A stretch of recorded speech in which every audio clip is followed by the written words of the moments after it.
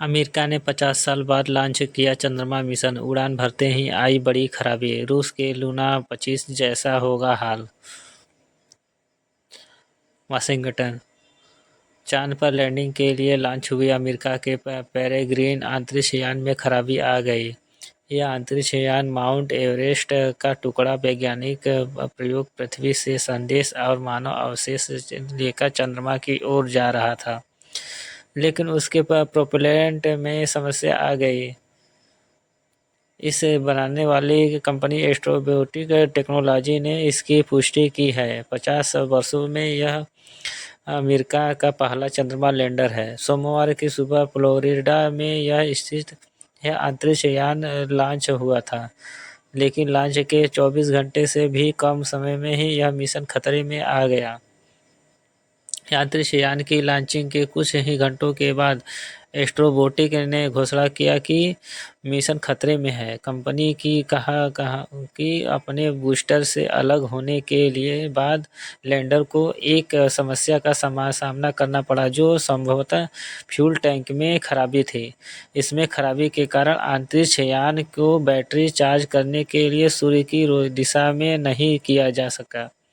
Company का plan था कि 23 फरवरी को इसे चांद की तरह सतह पर उतारा जाए। फिलहाल यह चंद्रमा की ओर चक्कर लगा रहा था। चांद पर लैंडर उतरने से जुड़ा लॉन्च पिछले साल रूस ने भी किया था।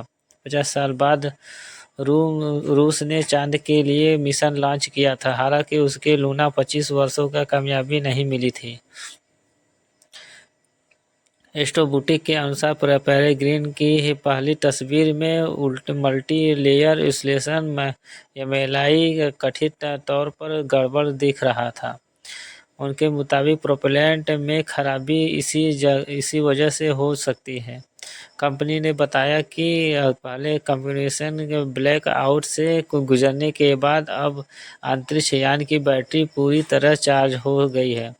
कंपनी ने कहा, जितना संभव हो उतना अंतरिक्ष यान संचालन करने के लिए पेरेग्रीन को मौजूदा शक्ति का इस्तेमाल किया जा रहा है।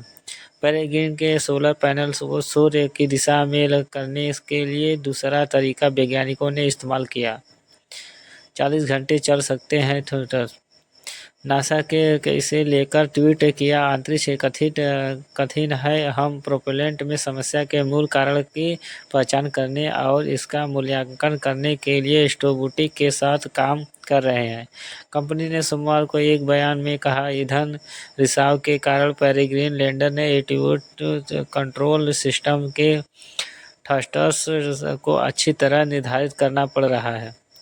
उन्होंने आगे यह भी कहा कि थ्रस्टर सिर्फ 40 घंटे तक चल सकते हैं। कंपनी को नासा के 5 वैज्ञानिकों का प्रयोग के लिए $108 मिलियन का भुगतान किया गया था।